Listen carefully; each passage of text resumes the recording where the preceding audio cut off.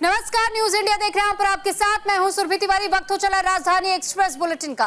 तो राहुल के बयान पर सीएम योगी का भी पलटवार सामने आ चुका है। हिंदू भारत की मूल आत्मा है, योगी आदित्यनाथ की तरफ से इस बात का जिक्र किया गया। तो बड़ी खबर आपको बता रहे हैं, हिंदू उदारता और कृतज्ञता का पर्याय है। राहुल गांधी को माफी मांगनी चाहिए। राहुल गांधी के बयान पर यूपी के सीएम योगी आदित्यनाथ ने पलटवार किया। सीएम योगी ने कहा कि हिंदू भारत की मूल आत्मा है, हिंदू सहिष्णुता और उदारता और कृतज्ञता का पर्याय है, और इसी के साथ कहा कि गर्व है कि हम हिंदू हैं। मुस्लिम तुष्टीकरण की राजनीति में डूबी हुई स्वयं को एक्सीडेंटल हिंदू कहने वाली जमात के शहजादे को ये बात भला कैसे समझ आएगी। तो आपको विश्व के करोड़ों हिंदुओं से माफी मांगनी चाहिए। तो ये योगी आदित्यनाथ ने अपने एक्स हैंडल पर पोस्ट करते हुए तीखा हमला बोला है राहुल गांधी पर, और साथ ही साथ राहुल गांधी को यह तक कह दिया कि जो मुस्लिम राजनीति का तुष्टीकरण राजनीति करते हैं, ऐसे में वो भला कैसे हिंदुओं की भावनाओं को समझेंगे। और इस बीच एक बड़ी खबर आपको बता देते हैं जालंधर से, जहां जालंधर में बीजेपी को बड़ा झटका लगा। जालंधर उपचुनाव से ठीक पहले बीजेपी को झटका लगा है और कमलजीत भाटिया आम आदमी पार्टी में शामिल हो गए हैं। सीएम भगवंत मान ने पार्टी में शामिल करवाया। तो लोकसभा चुनाव से पहले बीजेपी का कमल इस वक्त थम गया है, क्योंकि बीजेपी जिस तरीके से लगातार कोशिशें कर रही थी अपनी पैठ को मजबूत करने की, लेकिन इस बार एक बीजेपी को कड़ा झटका लगा। और अब यह खबर मिल रही है कि जालंधर में बीजेपी को बड़ा झटका लगने के साथ पूर्व senior deputy mayor Kamaljeet Bhatia ने बीजेपी का साथ छोड़कर आम आदमी पार्टी का दामन थाम लिया है। मुख्यमंत्री भगवंत मान ने भाटिया को पार्टी में शामिल करवाया। बता दें कि कमलजीत सिंह भाटिया लोकसभा चुनाव से पहले ही बीजेपी में 15 नेताओं के साथ शामिल हुए थे। प्रदेश प्रधान सुनील जाखड़ ने इन नेताओं का पार्टी में स्वागत भी किया था।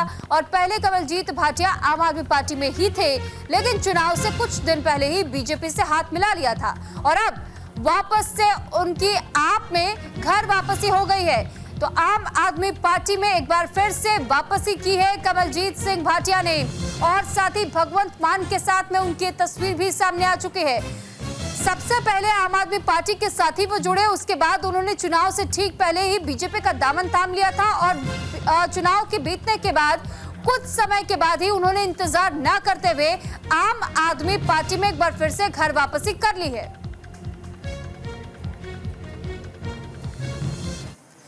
तो महामंडलेश्वर सोनाक्षी महंत ने पंजाब के साथ हरियाणा हिमाचल में पौधारोपण अभियान चलाया, और rotary club helping hand Jalandhar के साथ मिलकर हजारों पौधे वितरित किए। इस अवसर पर उन्होंने कहा कि पर्यावरण को शुद्ध रखने के लिए पेड़ पौधे जरूरी है। यह हमें जीवन के लिए ऑक्सीजन, खाने के लिए फल और गर्मी में छांव देते हैं। धरा को हरा भरा कराने के लिए और जीवन को बचाने के लिए सबको पौधारोपण का संकल्प लेने की जरूरत है। तो प्रत्येक व्यक्ति अपने आसपास ज्यादा से ज्यादा पौधे लगाए, और इससे हमें स्वच्छ हवा मिलेगी और साथ ही कई तरह की बीमारियों से बचा भी जा सकता है। गौरतलब है कि महामंडलेश्वर सोनाक्षी महंत ने अब तक हजारों पौधारोपण किया है, यानी कि हरियाणा में पंचकुला, यमुनानगर, अंबाला, हिमाचल में हमीरपुर और साथ ही सरखा घाट, और पंजाब के जालंधर, नवांशहर में लगाए। और साथ ही लोगों को प्रत्येक पौधों को अपने बच्चों की तरह ही इनका संरक्षण करने के लिए भी उनसे गुजारिश की।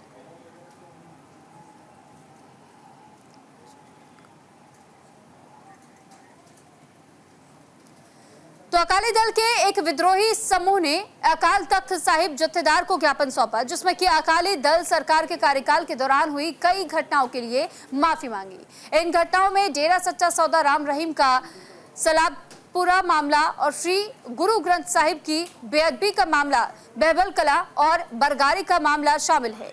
विद्रोही समूह ने कहा कि वे अकाल तख्त साहिब द्वारा उचित समझी जाने वाली किसी भी सजा का सामना करने के लिए पूरी तरह तैयार है।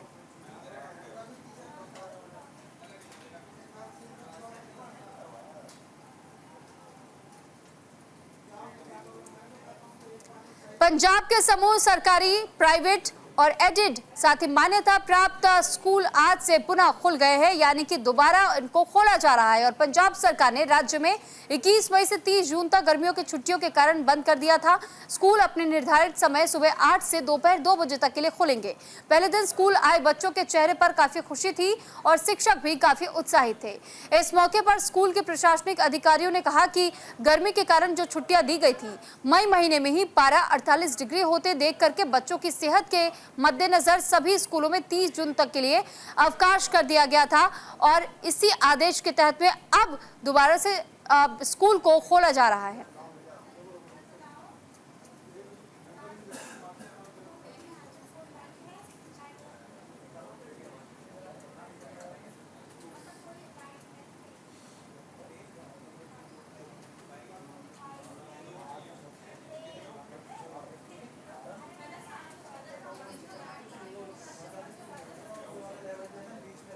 ने थोड़ी पहले डिक्लेयर कर ਦਿੱਤੀਆਂ ਸੀ क्योंकि गर्मी बहुत ज़्यादा सी। तो ਹੁਣ ਵੀ ਛੁੱਟੀਆਂ ਦੇ ਵਿੱਚ ਲੱਗਦਾ ਸੀ ਕਿ ਗਰਮੀ ਜਿਵੇਂ ਕਿ ਪਈ, ਜਿਵੇਂ ਕਿ ਉਹਨਾਂ ਦੀਆਂ ਐਡਵਾਈਜ਼ਰੀਜ਼ ਇਸ਼ੂ ਹੋਈਆਂ ਸਰਕਾਰ ਵੱਲੋਂ ਕਿ ਗਰਮੀ ਬਹੁਤ ਜ਼ਿਆਦਾ ਹੈ ਤੇ ਲੱਗਦਾ ਸੀ ਕਿ ਜਿਵੇਂ ਬਹੁਤ ਮੁਸ਼ਕਿਲ ਹੋਏਗਾ, ਪਰ ਸਾਨੂੰ ਚਲੋ ਰਾਹਤ ਭਰੀ ਸਾਹ ਇਸ ਕਰਕੇ ਮਿਲੀ ਕਿਉਂਕਿ ਮੌਸਮ ਵੀ ਅੱਛਾ ਹੋ ਗਿਆ ਔਰ ਬੱਚੇ ਵੀ ਬਹੁਤ ਐਕਸਾਈਟਿਡ ਸੀ। ਹੁਣ ਜ਼ਿਆਦਾ ਦੇਰ ਬੈਠ ਕੇ ਘਰ ਵਿੱਚ ਉਹਨਾਂ ਦਾ ਵੀ ਮਨ ਸੀ ਸਕੂਲ ਜਾਇਆ ਜਾਵੇ, ਤੇ ਅੱਜ ਇੱਥੇ ਸਕੂਲ ਵਿੱਚ ਚਹਿਲ ਪਹਿਲ ਹੈ ਜਿਹਦੇ ਕਰਕੇ ਬੱਚੇ ਵੀ ਖੁਸ਼ ਨੇ ਤੇ ਟੀਚਰ भी खुश ने कि मौसम भी अच्छा है। लोकसभा हल्का खडूर साहिब से करीब 2 लाख वोटों से जीतने के बावजूद अमृतपाल सिंह खालसा को रिहा न कर लोकसभा में शपथ ग्रहण समारोह से दूर रखने का मामला अमेरिका के राजनीतिक गलियारों तक पहुंच चुका है। और इस संबंध में अमेरिका के मशहूर सिख वकील जसप्रीत सिंह ने अमेरिका के उपराष्ट्रपति कमला हैरिस से मुलाकात की।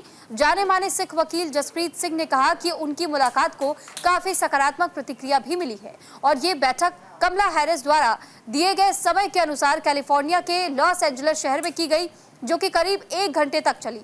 और इस मुलाकात के दौरान सिख वकील जसप्रीत सिंह ने अमृतपाल सिंह समेत सिखों से जुड़े कई अन्य अहम मुद्दों पर भी कमला हैरिस के सामने बातचीत की। वकील जसप्रीत सिंह ने पंजाब के लोकसभा क्षेत्र खडूर साहिब से निर्वाचित सांसद अमृतपाल सिंह की रिहाई को प्राथमिकता देते हुए कहा कि अमृतपाल सिंह पर एनएसए लगाना बिल्कुल गलत और गैर कानूनी है, क्योंकि ये आजादी से पहले के कानून है।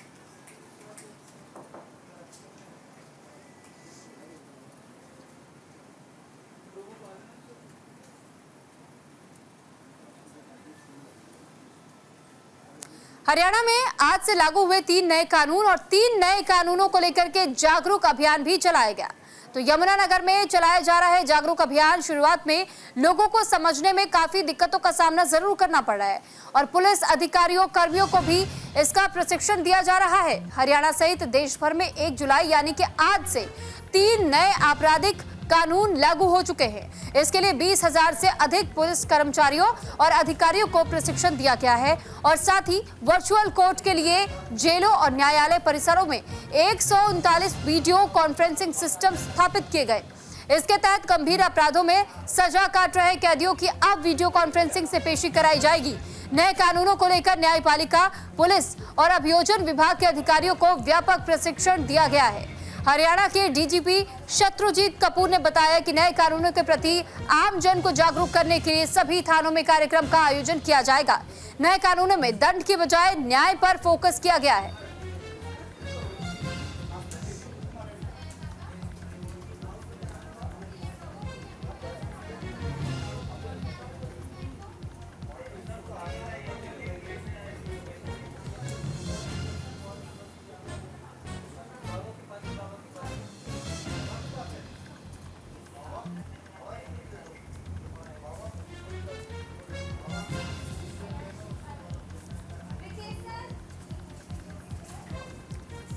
तो फिलहाल हरियाणा में आज से नए 3 कानूनों को लागू कर दिया गया है। हालांकि कई लोग अभी भी इस कानून को समझ नहीं पा रहे हैं पूरी तरीके से, और जिसके तहत में प्रशिक्षण इस वक्त दिया जा रहा है और साथ ही साथ कई थाना क्षेत्रों में भी इस वक्त लोगों को समझाया जा रहा है और वीडियो कॉन्फ्रेंसिंग के जरिए भी अब तक कई मामलों को लाया जा रहा है कि आखिर किस तरीके से केस अब रजिस्टर किए जाएंगे और किन धाराओं के तहत में क्या कुछ बदलाव रहने वाले हैं।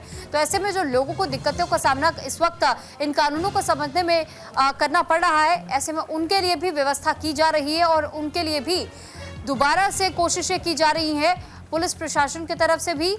कि लोगों को इस बात से सुनिश्चित किया जा सके कि जो 3 कानून बदलाव किए गए हैं उन 3 कानूनों को किस तरीके से अपने हित के लिए उपयोग किए जा सकते हैं।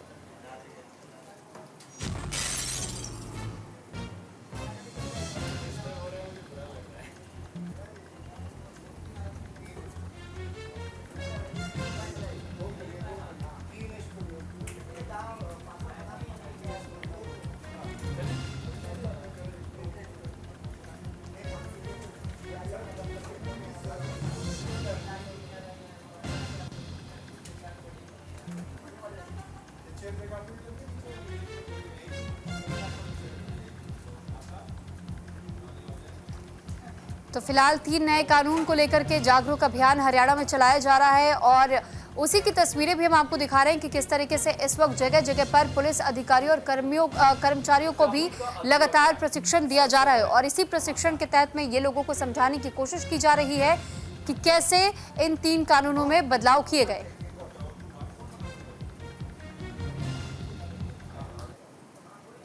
तो वहीं दूसरी ओर हरियाणा में हुई बारिश में काफी जलभराव देखने को मिला और वहीं एक वीडियो सामने आया जो कि करनाल के नमस्ते चौक का था, जिसमें कि मजदूर बारिश में भी सड़क बनाते हुए नजर आए और ये सड़क तारकोल डाल करके बिछाई जा रही थी। झमाझम बारिश में मजदूरों का काम जारी था, जिसके बाद से सोशल मीडिया में ये वीडियो वायरल होने लगा। हालांकि कुछ देर बाद काम रोक भी दिया गया था, लेकिन अब इस वीडियो के वायरल होने के बाद से सियासत शुरू हो गई है। वहीं कांग्रेस पार्टी बीजेपी और सड़क बनाने वाले विभाग को आड़े हाथों लेती हुई नजर आई। वहीं मुख्यमंत्री नायब सिंह सैनी ने कहा कि कांग्रेस भ्रष्टाचार की जननी है, वो लोग के बीच में झूठ बोल करके भ्रम की स्थिति फैला करके जनता को गुमराह करने का काम कर रहे हैं। पीडब्ल्यूडी विभाग सुपरिटेंडेंट इंजीनियर ने बताया कि नमस्ते चौक के पास सड़क बनाई जा रही थी और उन्होंने बताया कि नमस्ते चौक से मीरा घाटी तक ये 900 मीटर की सड़क है। हमने काम शुरू किया और अचानक से तेज बारिश आ गई, जिसके वजह से काम को रोकना पड़ा।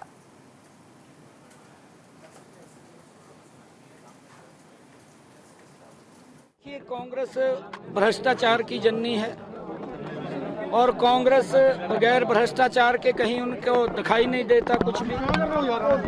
वो भ्रष्टाचार की दलदल में फंसे हुए हैं, उनको भ्रष्टाचार के आरोप उनके ऊपर लगे हुए हैं और वो कभी भी कोर्ट उनके ऊपर संज्ञान ले रहा है और गंभीरता से कोर्ट उनके ऊपर संज्ञान भ्रष्टाचार को लेकर के ले रहा है और वो लोगों के बीच में झूठ बोल करके भ्रम की स्थिति फैला करके लोगों के अंदर बड़गड़ाने का काम करते हैं। कांग्रेस अब भ्रष्टाचार में फंसी हुई एक दलदल है। अब ऐसी तकनीक लाए कि बरसात के बीच में भी तारकोल बिछा के सड़क बनाई जा सकती है। इसका सबूत अखबारों में छप चुका है, आप भास्कर में भी देख सकते हैं और सभी जगह ये वीडियो वायरल हो चुकी है। और ये भ्रष्टाचार नहीं है, ये बीजेपी का राष्ट्रवाद है, क्योंकि भ्रष्टाचार तो वो करते ही नहीं, वो सारा काम राष्ट्रवाद के नाम से ही करते हैं।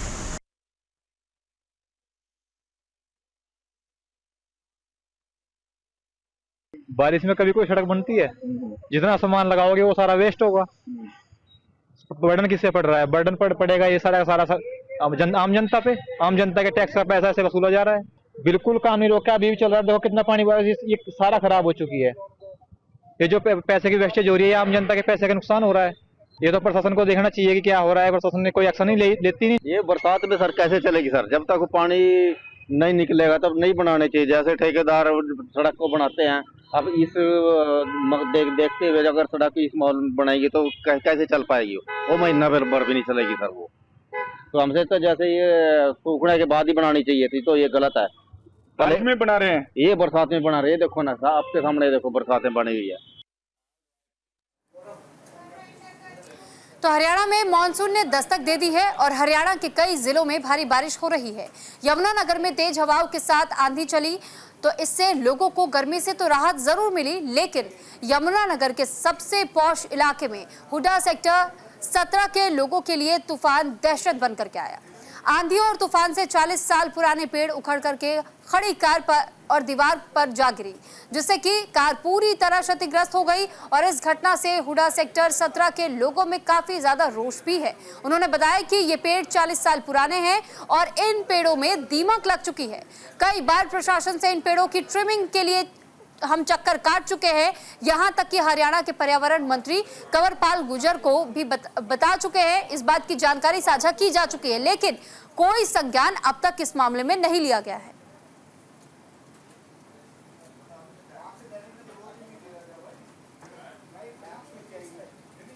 तो ये तस्वीर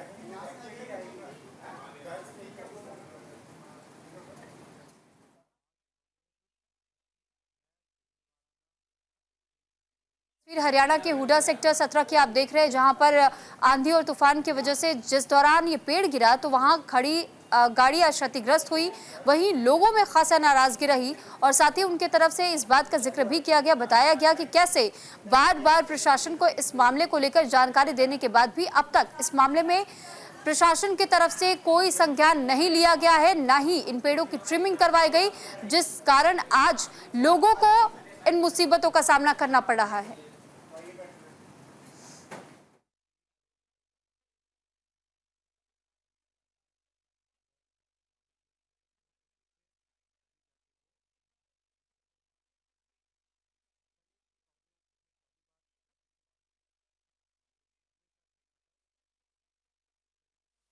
सर ये सुबह के 3-4 बजे के आसपास ये तूफान आया, थोड़ा सा बारिश के साथ काफ़ी तेज हवा आई, तो पूरा काफ़ी गाड़ियों के बीच मतलब ये पेड़ गिरे आराम से, उसके अंदर भी गिरे, घर के अंदर भी आप देख ही रहे हैं प्रत्यक्ष आप, है ना। ये पूरा पेड़ अंदर भी जा सकता था।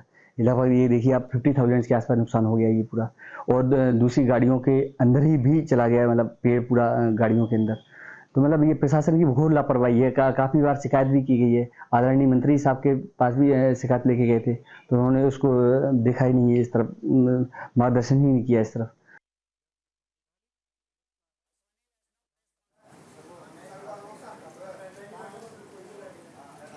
तो इस वक्त रेल मंत्री अश्विनी वैष्णव प्रेस कॉन्फ्रेंस कर रहे हैं, क्या कुछ कह रहे सुनवाते हैं। सोनिया गांधी जी उसको चलाती थी। इस तरह से कांग्रेस का एक तरीके से ये हमेशा से चरित्र रहा है कि संवैधानिक व्यवस्थाओं को कमजोर करे। अगर थोड़ा और पीछे जाएं तो स्वर्गीय इंदिरा जी के समय की बात भी अगर हम करें, संवैधानिक व्यवस्थाओं को उन्होंने हमेशा कमजोर किया। कमिटेड जुडिशरी की बात की।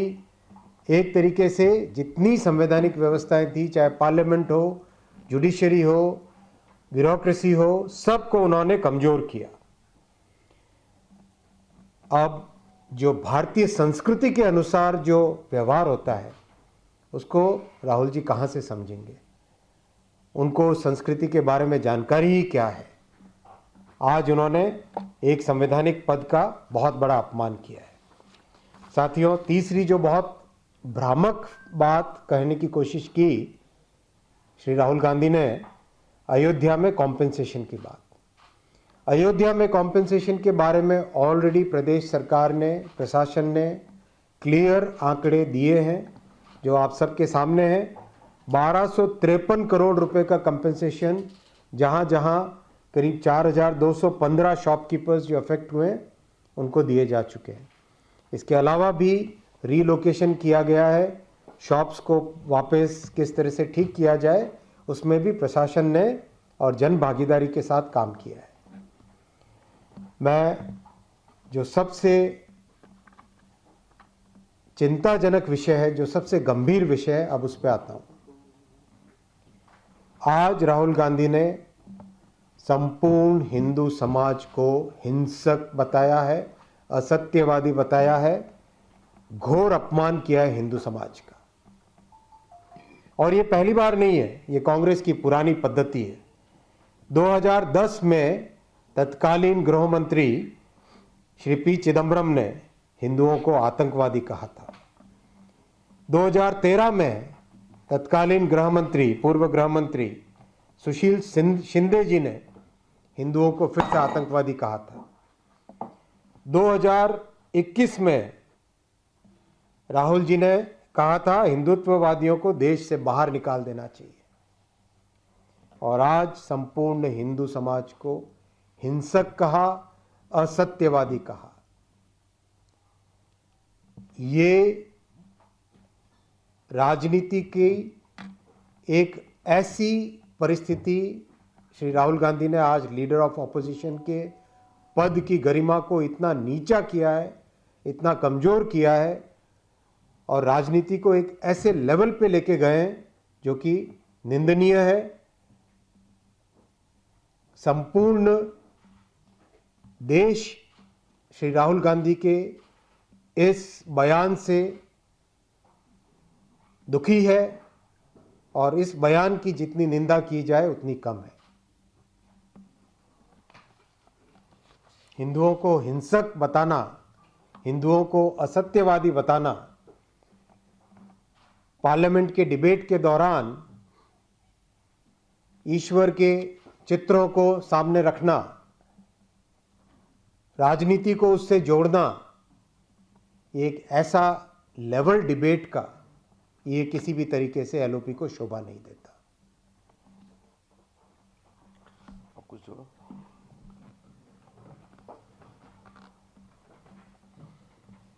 माननीय अश्विनी वैष्णव जी ने सारा विषय रख दिया है।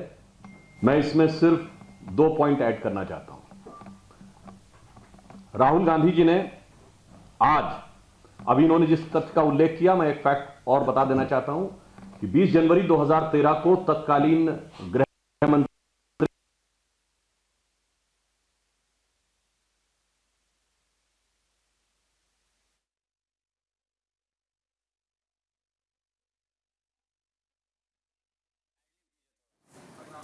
तो फिलहाल राहुल गांधी ने जो आज संसद में बयान दिया था, उसी बयान पर इस वक्त प्रेस कॉन्फ्रेंस जारी है और एक तरफ जहां आप रेल मंत्री अश्विनी वैष्णव को सुन रहे थे, तो वहीं दूसरी तरफ सुधांशु त्रिवेदी भी अपनी बात को रख रहे थे और राहुल गांधी को लेकर के उन्होंने ये भी कहा कि कैसे राहुल गांधी जिस संवैधानिक पद पर इस वक्त बरकरार है, वो उस पद की गरिमा को भूल रहे हैं और उस पद का अपमान कर रहे हैं, क्योंकि जिस तरीके के बयान उन्होंने दिए हैं, उस बयान के संदर्भ उन्होंने कहां से लिए और किस पैमाने पर वो हिंदुओं को हिंसक कह रहे हैं, इस बात पर उन्हें माफी मांगनी चाहिए। क्योंकि आज संसद के भीतर ही राहुल गांधी की तरफ से हिंदू शब्द का इस्तेमाल किया गया, साथ ही ये भी कहा गया कि जो लोग अपने आप को हिंदू कहते हैं वो हिंसा की बात करते हैं, वो नफरत करते हैं। और जब इस पर अमित शाह की तरफ से उन्हें टोका गया, उन्हें रोका गया, तो उसके बाद राहुल गांधी ने ये कहा कि मेरे इस बयान से ये मतलब नहीं है कि आरएसएस ही पूरा हिंदू समाज है या बीजेपी ही पूरा हिंदू समाज है।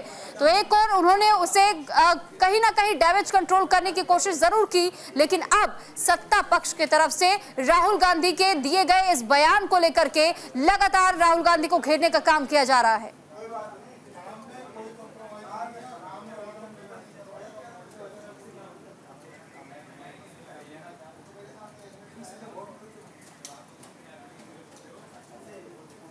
और इस बीच एक बड़ी खबर आपको बता देते हैं कि राहुल गांधी के दिए गए बयान पर राजनाथ सिंह का भी ट्वीट सामने आया और हिंदुओं के प्रति नफरत बंद होनी चाहिए। तो ये ट्वीट राजनाथ सिंह ने किया है। राहुल ने संसद में झूठ बोला। राहुल के भाषण में हिंदुओं के लिए नफरत की भावना नजर आती है। राहुल गांधी के बयान पर राजनाथ सिंह ने अपने एक्स हैंडल पर पोस्ट करते हुए कहा और हमला बोला है कि सोशल मीडिया पर उन्होंने लिखा, संसद में उन्होंने झूठ बोला। राहुल के भाषण में हिंदुओं के प्रति नफरत की भावना नजर आई। हिंदुओं के प्रति नफरत बंद होनी चाहिए। दरअसल राहुल गांधी ने जिस तरीके का बयान जारी किया था संसद में, और अब उसी पर एक एक करके प्रतिक्रिया सामने आ रही है। एक और जहां कांग्रेस और इंडिया अलायंस के कई लोग अब तक भी राहुल गांधी के उस स्टेटमेंट को सही ठहरा रहे हैं और उन्होंने ये कहा कि राहुल गांधी ने पूरे हिंदू समाज को नहीं बल्कि आरएसएस और बीजेपी को लेकर के बात कही थी। लेकिन वहीं दूसरी तरफ सत्ता पक्ष के लोगों की तरफ से लगातार इस पर सवाल उठाए जा रहे हैं और ये कहा जा रहा है कि राहुल गांधी ने उस संवैधानिक पद का अपमान किया और साथ ही वो ये तक भूल गए कि किसी एक धर्म को लेकर आप हर बार क्यों टारगेट करते हैं, आखिर क्यों हिंदुओं का ही निशाना बनाया जाता है, जो कि नहीं होना चाहिए। इस पर राजनाथ सिंह ने भी बयान किया। और इस वक्त राहुल गांधी के दिए गए बयान पर इस वक्त योगी आदित्यनाथ की भी प्रतिक्रिया आपको सुनवा देते हैं। लौलुहान करने के इस प्रकार के दुर्भाग्यपूर्ण बयान के लिए से राहुल गांधी को देश की जनता से माफी मांगनी चाहिए। राहुल गांधी के इस बयान से जिन लोगों ने प्रत्यक्ष अप्रत्यक्ष रूप से राहुल गांधी के बारे में कोई भ्रम पाला होगा, उनका यह भ्रम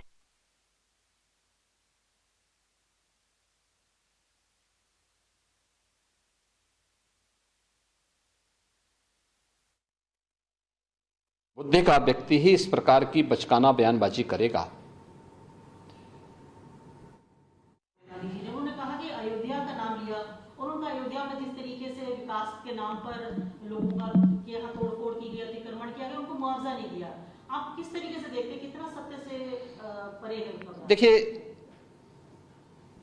राहुल गांधी के दोनों बयान इस बात के प्रमाण है कि इनको सत्य से कोई वास्ता नहीं है। हमने लोकसभा चुनाव कैंपेन के दौरान भी देखा है, अनर्गल प्रलाप करके इन्होंने जिस प्रकार की गुमराह करने वाले वक्तव्य दिए थे, झूठे वक्तव्य दिए थे, संविधान का गला घोंटने वाले लोग संविधान के बारे में गुमराह करने वाले वक्तव्य देने के लिए विदेशी पैसे के बल पर चुनाव को प्रभावित करने का इन्होंने प्रयास किया। 1 लाख रुपए के फर्जी बॉन्ड भरवा करके भारत की माताओं को, बहनों को इन्होंने गुमराह करने का कार्य किया। और इसी के साथ फिलहाल इस बुलेटिन में इतना ही। आप बने रहिए न्यूज़ इंडिया के साथ।